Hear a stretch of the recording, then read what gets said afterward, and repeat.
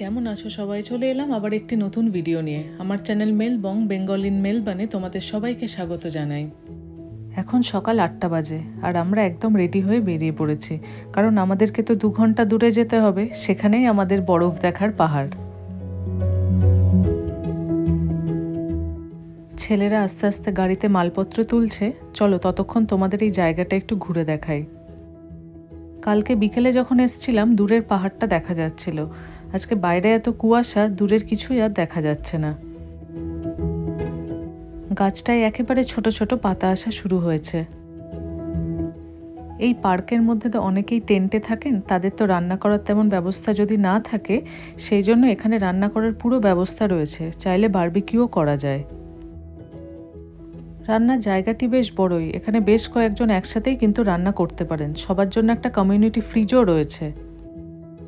চলো আমরা গাড়িতে উঠে পড়েছি। গাড়িতে উঠেই টের পেলাম যে কুয়াশাটা কত ঘন, অল্প দূরেই আর কিছুই দেখা যাচ্ছে না, সেজন্য খুব সাবধানে গাড়ি চালাতে হবে, যদিও রাস্তায় এখন খুব একটা গাড়ি নেই।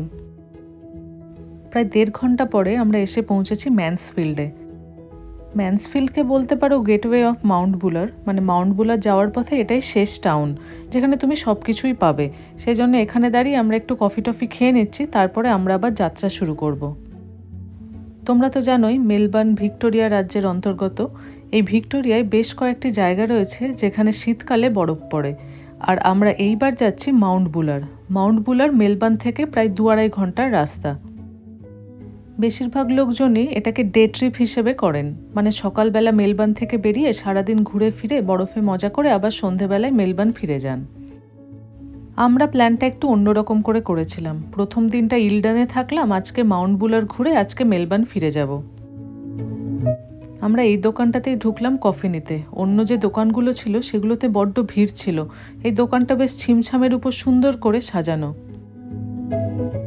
ম্যান্সফিল্ডে জানতে পারলাম আজকে নাকি মাউন্ট বুলারের ওয়েদার খুব ভালো আছে, মানে পাহাড়ের উপরের ওয়েদার ভালো।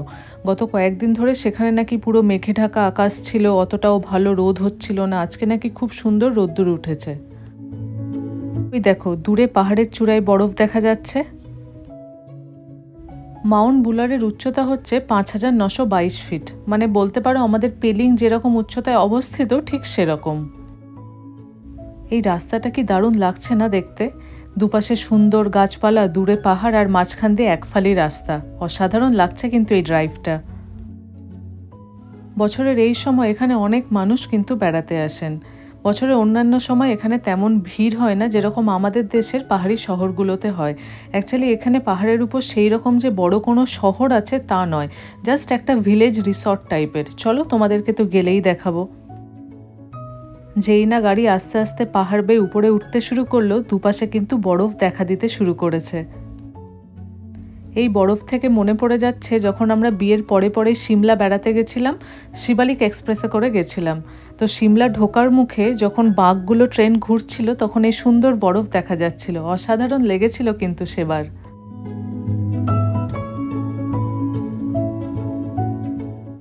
গাড়ি পার্কিংয়ে রেখে সবাই উপযুক্ত জামা কাপড় পরে এখন যাচ্ছি বরফ ঘাঁটতে।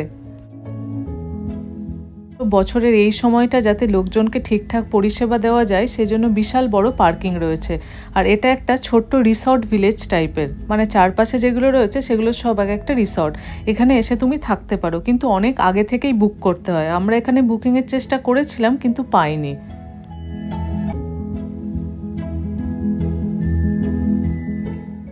আমাদের দেশের বরফে ঘোরা আর এখানে বরফের মধ্যে একটু পার্থক্য আছে। আমাদের দেশে যেমন আমরা প্রাকৃতিক সৌন্দর্য দেখে অবাক হয়ে যায়, আশ্চর্য লাগে, মনে হয় অনেকটা সময় কাটায় বা কী দেখলাম টাইপের একটা ব্যাপার, এখানে পুরোটাই হলো অ্যাক্টিভিটি বেসড। মানে এই যে এখানে যে লোকজন আসছে তারা বেশিরভাগই কিন্তু বরফের মধ্যে কোনো না কোনো অ্যাক্টিভিটি করবে। আমরা প্রথমেই চলে এসেছিলাম টোবোগনে, কারণ আমরা তো স্কি করতে পারি না, আমরা একমাত্র এটাই করতে পারবো। ছোটবেলা থেকে তো আমরা স্লিপ খেতে সবাই ভালোবাসি, আজকে বরফের উপর স্লিপ খাচ্ছি। ব্যাপারটা কিন্তু ভীষণ মজার, একবার করে বারে বারে করতে ইচ্ছে করে। কমলা রঙের যে একফালি প্লাস্টিকের উপর বসে আমরা গড়াচ্ছি এটাকেই বলে টোবোগন।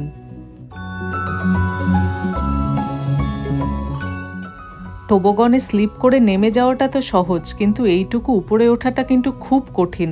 লোকজন উঠতে গিয়ে ধপাধপ পড়ছে।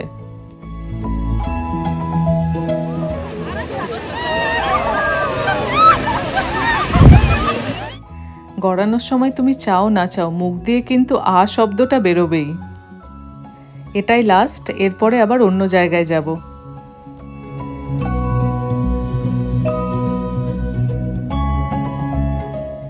দূরের পাহাড়ের রঙগুলো দেখো, কাছের থেকে দূরে আস্তে আস্তে লাইট হয়ে গেছে। অসাধারণ লাগছে চারপাশটা দেখতে। এই যে স্লোপটা দেখছো, এখানে সবাই স্কি করছে। তবে এখানে যারা স্কি করছে তারা কিন্তু অত প্রো না, মানে তারা শিখছে বা হয়তো নতুন নতুন শিখেছে তাদের জন্য। এখানে যে রোপওয়েটা দেখছো এটাকে স্কি লিফট বলে। তারা তো স্কি করে নেমে যাচ্ছেন, তাদেরকে তো আবার উপরে উঠতে হবে, তখন তারা এগুলোতে করে উপরে উঠে যাবেন। বেলা প্রায় 2টো বাজে, বড্ড খিদে পেয়েছে। এখানে নেওয়া হয়েছে পামকিন স্যুপ, তার সাথে 1 ঝুড়ি আলু ভাজা। এই শীতের মধ্যে গরম গরম চিপস খেতে তো অসাধারণই লাগে। এছাড়াও নেওয়া হয়েছিল 3টে স্যান্ডউইচ, সবাই মিলে সেগুলোই ভাগ করে খাওয়া হলো। চলো, খাওয়া দাওয়া হয়ে গেল। এবার আমরা রোপওয়েতে করে আরেকটু উপরের দিকে উঠে যাব। সেখানে অনেক বরফ রয়েছে, সেখানে নাকি বরফ নিয়ে খেলা যায়। চলো তাহলে সেদিকে যাওয়া যাক। ওই যে দূরে দেখা যাচ্ছে গাছের মাঝখান দিয়ে রোপওয়ে যাওয়ার লাইন। যারা এখানে স্কি করেন তাদের সারাদিনের জন্য স্কির পাস পাওয়া যায়। তার দাম মোটামুটি $200, আর আমরা নিয়েছি আলাদা করে একটা পাস যার দাম $60, যেটা দিয়ে একবারই উপরে ওঠা যাবে, একবারই নিচে নামা যাবে। আমরা তো স্কি করব না, তাই শুধু সাইট সিইংয়ের জন্য পাস। এতক্ষণ তেমন ঠান্ডা লাগছিল না। জায়গাটিতে বরফ পড়ে থাকলেও খুব যে বেজায় ঠান্ডা লাগছে তা কিন্তু নয়। কিন্তু এই রোপওয়েতে চড়ার পর হু হু করে বাতাস ঢুকছে আর প্রচণ্ড ঠান্ডা লাগছে, হাতগুলো যেন জমে যাচ্ছে। আমরা যখন সিমলা বেড়াতে গেছিলাম প্রথমবার সোলাং ভ্যালিতে রোপওয়েতে উঠেছিলাম। চারিদিকটা সাদা, কি অসাধারণ লাগছিল। এই দৃশ্য ততটা ভালো না হলেও বেশ ভাল লাগছে। এখানে আমার একটা জিনিসই খুবই ভাল লাগে, এখানে সরকারের প্রচেষ্টা। এনারা কোনো জায়গা যদি ট্যুরিস্টের উপযুক্ত হয় সেই জায়গাটিকে এত সুন্দর করে গড়ে তোলেন যে আরও বেশি ট্যুরিস্ট যাতে সহজেই পৌঁছতে পারে। এবার যে জায়গাটিতে এসে পৌঁছালাম সেখানে কিন্তু চারিদিকেই বরফ, দূরে উঁচু পাহাড়ও দেখা যাচ্ছে। এখানে যে স্লোপগুলো রয়েছে সেগুলো কিন্তু বেশ খাড়ায়, তাই এই স্লোপে যারা স্কি করছেন তারা কিন্তু বেশ অনেকটাই প্রো। ওই দেখো দূরে একটা স্কি লিফটের লাইন দেখা যাচ্ছে। এখানে অনেকগুলো স্কি লিফট রয়েছে। ব্যাস, এইবার শুরু হলো বরফ নিয়ে খেলার বরফ ছোড়াছুড়ি। ছোট আরমানিটাও কিন্তু বাদ যাচ্ছে না, বাবার উপর বরফ ছুটছে।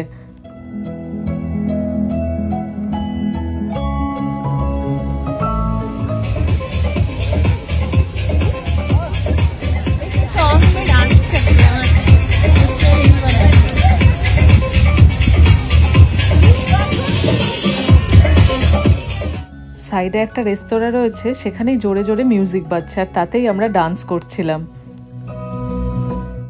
কখনো আকাশ মেঘে ঢেকে যাচ্ছে, আবার কখনো রোদ উঠছে।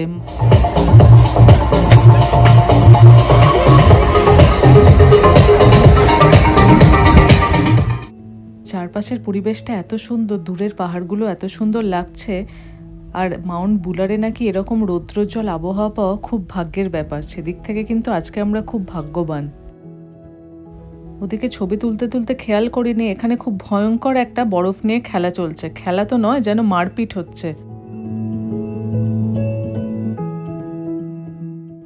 সবাই মিলে ঘুরতে আসার এই যে ছোট ছোট মজা, এই যে স্মৃতি, সেগুলোই তো থেকে যাবে, তাই না?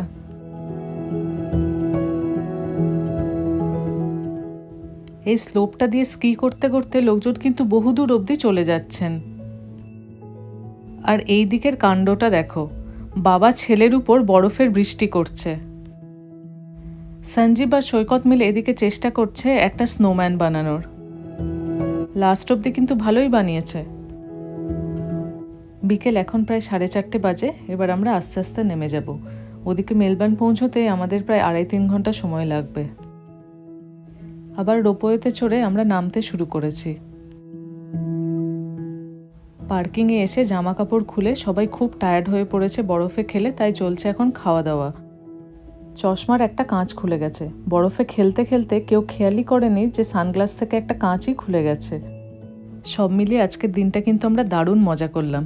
চলো তাহলে আজকের ভিডিওটা এখানেই শেষ করছি, তোমাদের সাথে দেখা হবে পরের ভিডিওতে। সবাই খুব ভালো থেকো, সাবধানে থেকো। আজ তাহলে আসি, টাটা।